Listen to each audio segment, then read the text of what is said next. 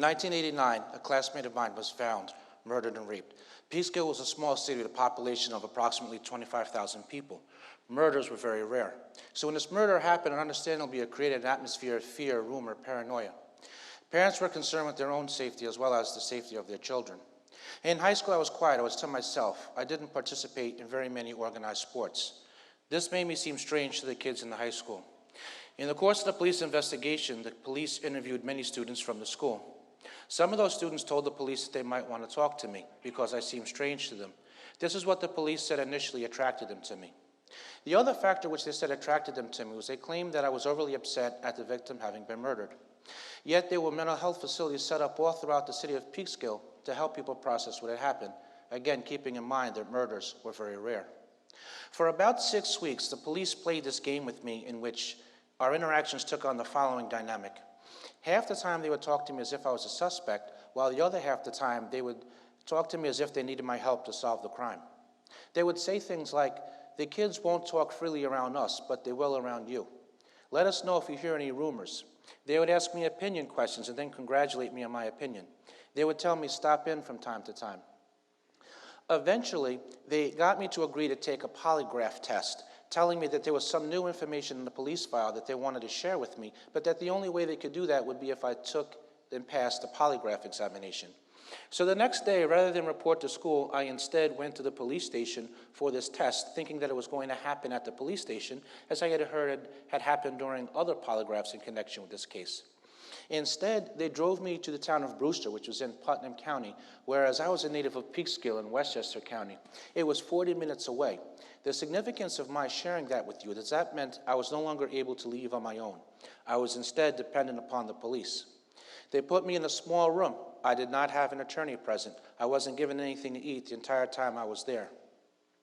There were 3 police officers there who I knew were police officers, and then there was the polygraphist, who actually was a Putnam County Sheriff's investigator dressed as a civilian who was pretending not to be a cop. I never learned of his status.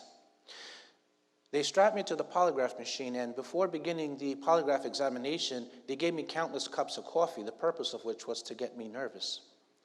So after about 20 minutes of pretending to align the machine with the biofeedback of my body, the polygrapher then begins interrogating me using third-degree tactics. He invaded my personal space. He raised his voice at me. He kept asking me the same questions over and over again. As each hour passed, so too did my fear increase in proportion to the time. Towards the end of the examination, the polygrapher made a statement. He said, "What do you mean you didn't do it? You just told me through the polygraph test result that you did. We just want you to verbally confirm it." When he said that to me, that really shot my fear through the roof. At that point, who should make his grand appearance other than the police officer who was pretending to be my friend? He informed me that the other officers were going to harm me, but that he was holding them off, but could not do so indefinitely.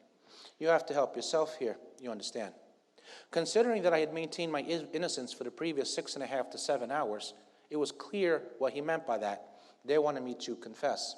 When it was added that if I did as they wanted, not only would they stop what they were doing, but that I could go home afterwards, being young, naive, frightened, 16 years old, not thinking about the long-term implications, just being concerned with my safety right then, right there, in fear of my life, painfully conscious of the fact that I knew that nobody knew where I was.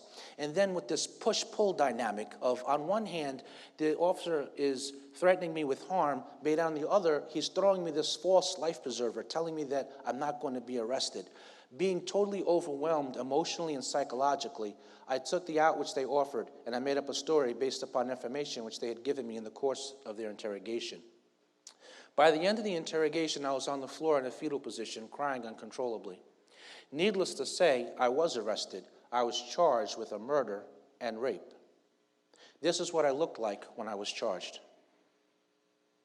Now, before I went to trial, the results of a DNA test came in from the FBI lab, showing that semen found in the victim did not match. But rather than acknowledge they made a mistake, they instead continued to prosecute full speed ahead. The prosecutor got the medical examiner to commit fraud and to commit perjury by falsely telling the jury that he found medical evidence to show that the victim, a 15-year-old immigrant from Colombia who'd been in the country for a mere year and a half, leading a really sheltered life in which she never went outside, save accompanied by her older sister or her parents, that she had been sexually active, which is what opened the door for the prosecutor to argue that it didn't matter that the DNA didn't match me because the semen could have come from consensual sex. Basically, in order to wrongfully convict me, the prosecutor was willing to trash the reputation of the victim who had already lost her life. My defense attorney was terrible. He never called as a witness my alibi. I was actually playing wiffle ball at the time that the crime happened. He never cross-examined the medical examiner. He never explained to the jury the significance of the DNA not matching me. He never used the DNA to argue that this so-called confession was coerced and false. And when I wanted to take the stand to explain to the jury that the cops had threatened me and given me the false promise, which they had conveniently left out of their testimony, my attorney wouldn't allow me to testify. He told me, rather naively, that it wasn't his job to prove that I was innocent, that instead it was up to the prosecution to prove that I was guilty, and he didn't think that happened. That's a naive legal maxim that you might hear in a law school, but in reality, if you find yourself charged with a crime you didn't commit, you better do everything you can in your power to prove that you're innocent, or else you run a risk of being wrongfully convicted. Now, before the jury verdict came in, one of the jurors sent out a note asking whether or not the jury would be sequestered over the Christmas holiday if they couldn't reach a vote, if they couldn't reach a unanimous decision.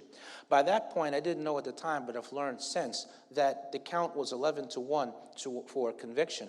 But the holdout juror was convinced of my innocence. But upon learning that they would in fact be sequestered over the Christmas holiday, out of expedience, he switched his vote so that they could rush out of there and get to Christmas dinner. And meanwhile, I got home 16 years later as a result of that decision.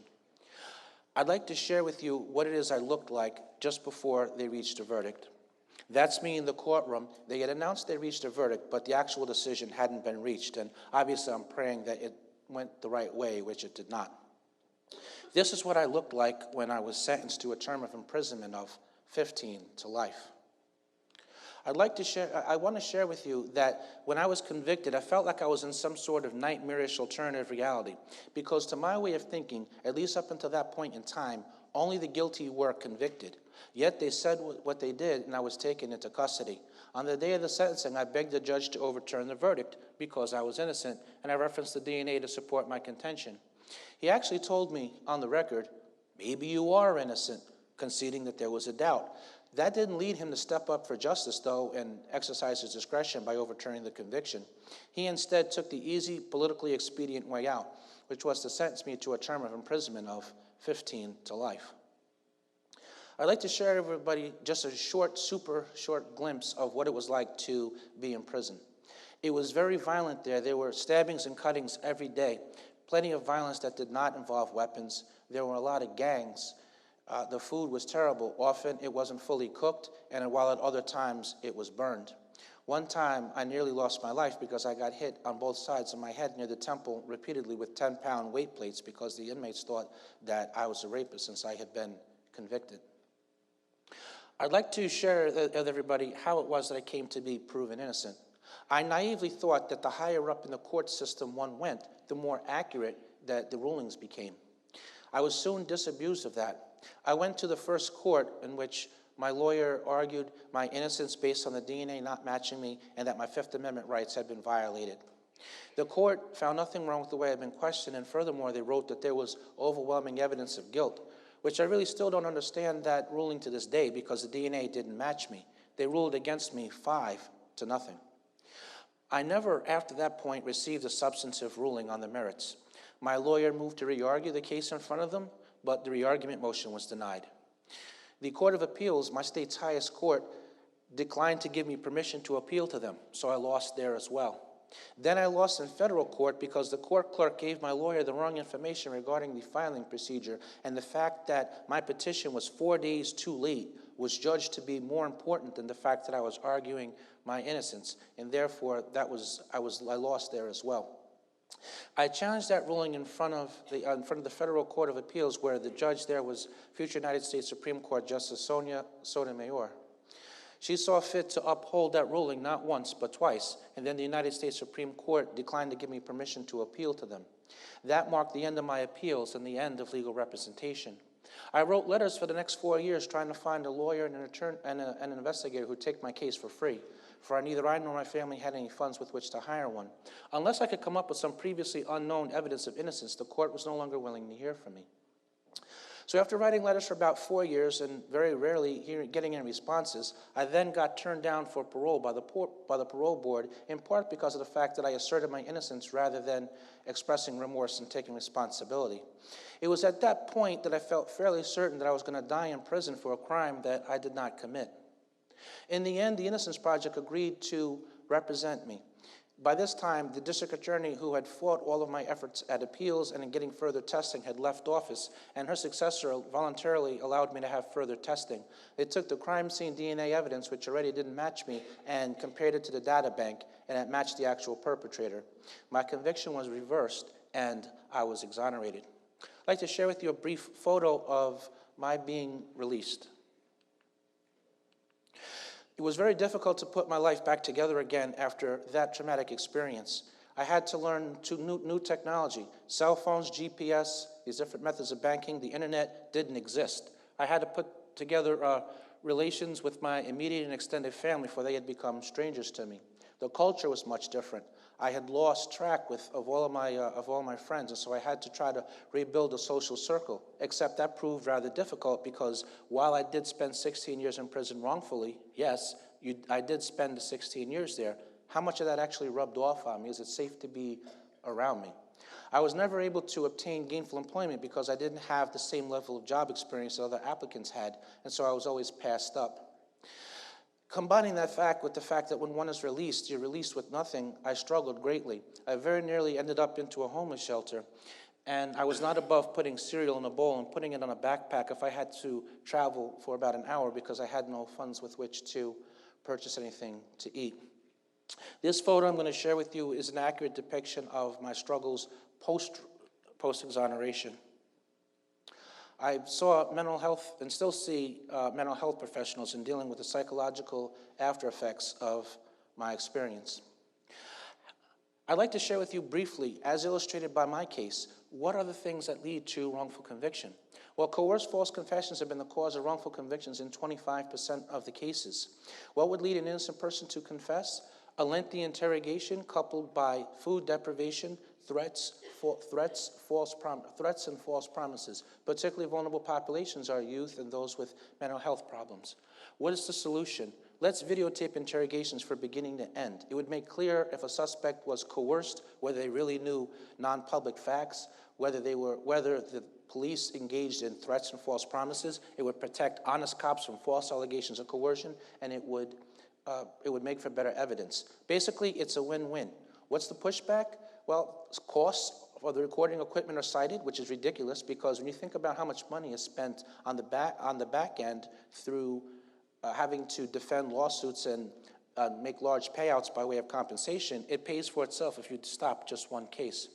We have to have an oversight board, a commission on prosecutor conduct, so that can investigate and punish prosecutors who engage in clear-cut, intentional misconduct. Right now, there's nothing. What is the pushback? Prosecutors claim that politically motivated false charges will be leveled against them. But just as a society, we would never consider repealing rape out of concern that some people might be falsely charged and convicted of it. And we would not entertain that argument to repeal it. So too should we not listen to the prosecutors who want the rogues amongst their profession to continue to get away with it. We need to have a better system of public defense for the poor. Both sides need to receive more resources so that they can focus more on cases, but then there needs to be a manpower and financial parity between the two. We need to limit the caseloads because it's not unusual for one public defender to simultaneously represent 100 people at the same time. We need to have one statewide system so that there could be oversight and quality control. What is the actual percentage of people who are wrongfully convicted? Well, considering that the National Registry of Exonerations which documents wrongful convictions, has documented from 1989 forward more than 1,600 wrongful convictions, and that a Wayne State University study estimates 10,000 new people are wrongfully convicted each year, and that there's articles that say that as many as 120,000 people are wrongfully convicted. I would say that the wrongful conviction percentage is 15 to 20%.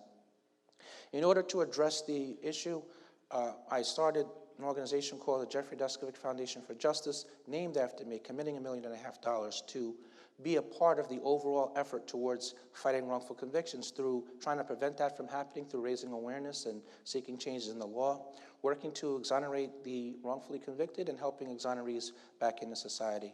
I'm here because of the great work of the Innocence Project, but they're not the sole answer. For one thing, they don't have unlimited resources. For another, they'll only take on cases that have DNA in it, which is only 5 to 12% of the total amount of cases. When I need everybody to assist, think about learning more about wrongful convictions, sharing that information with your friends, your neighbors. Think about supporting some of the organizations in the field doing this critical work. Think about offering pro bono assistance. Think about contacting your elected officials to insist that changes be made to make the system more accurate. When thinking about whether or not you wish to take any action at all on any of these levels that I've mentioned, or some more that I'm leaving out, as opposed to this just simply being a memorable TEDx talk that you talk about for a day or two and then forget, think about this. I had never been arrested for so much as a violation. I was not a high school dropout. In fact, I was on my way to school at the time in which I was initially intercepted by the police. It happened to me. It could happen to you, your son, your daughter, your neighbor, your best friend. Thank you very much for listening to me.